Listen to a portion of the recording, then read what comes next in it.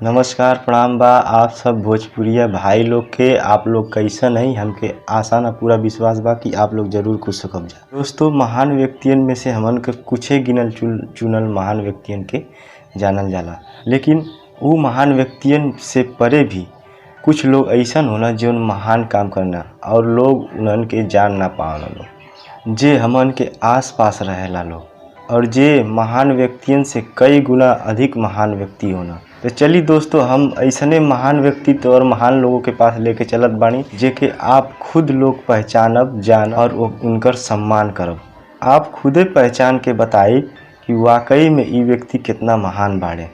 तो चलिए दोस्तों, आप लोग के बीच हम यही पर आधारित एगो ऐसन वाक्य लेके आयल बानी जेकरा के आप सुनब तबे आप लोग के समझ में आई कि हमन के आसपास कितना महान व्यक्ति लोग रहेला।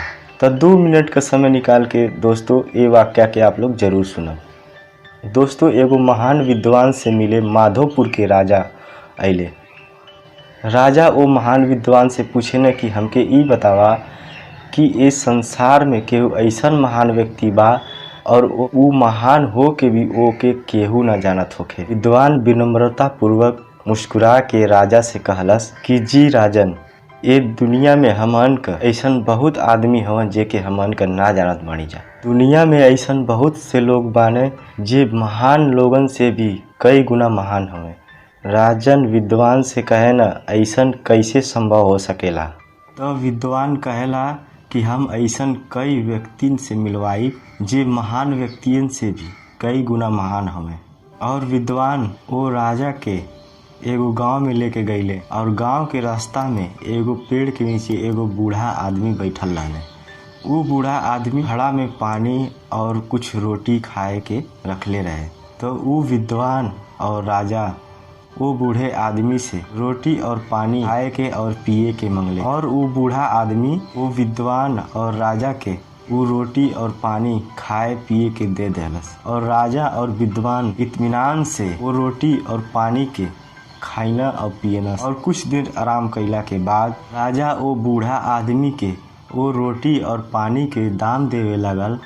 तो वो बूढ़ा आदमी वो राजा से कहलस, महोदय, हम कोनो दुकान थोड़ी खोलले बानी कि आप हमके पैसा देत बानी। हम तो ये उम्र में जौन करे योग्य बानी उहे काम हम करत बानी। तो विद्वान वो राजा के इशारा करके कहलस कि देखा राजन, ये बूढ़े आदमी का सोच ही ये आदमी के महान बनावेला।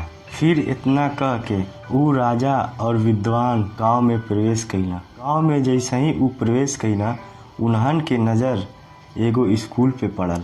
और जब वो स्कूल के पास गई ना तो वहाँ इन्हन लोगों के मुलाकात एगो शिक्षक से भइल।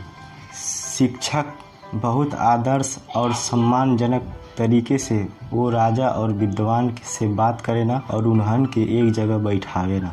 राजन वो शिक्षक से पूछे ना कि हमके ई बतावा कि तोहरे केहन इतना सारा विद्यार्थी पढ़े ना लोग, तो तोहके तनख्वाह कितना मिलेला। तो वो शिक्षक बहुत ही सदाचार भाव से मुस्कुराते हुए कहलस कि राजन, हम तनख्वाह खातिर ना पढ़ावेनी।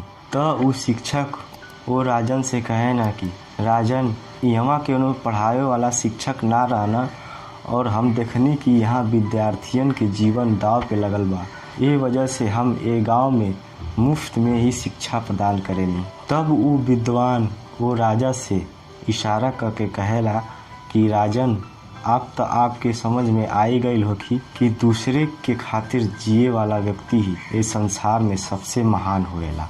तो हमन के आसपास ऐसन बहुत सारे व्यक्ति होना जो बहुते महान व्यक्ति होना जेके हमन के पहचान ना पावल जाला। वो हमेशा सच्चाई और ईमानदारी के साथ काम करेना और लोगों के सच के रास्ते पर मार्ग दिखावे का काम करेना।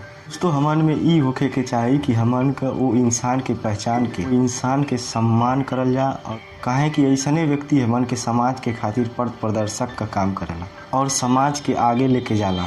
दोस्तों, अगर वाकया अच्छा लगल हो तो वाकया के लाइक शेयर कमेंट कर, चैनल के सब्सक्राइब कर, बेल आइकन के घंटी के जरूर दबाई। यही के साथ नमस्कार प्रणाम दोस्तों, जय हिंद, वंदे मातरम।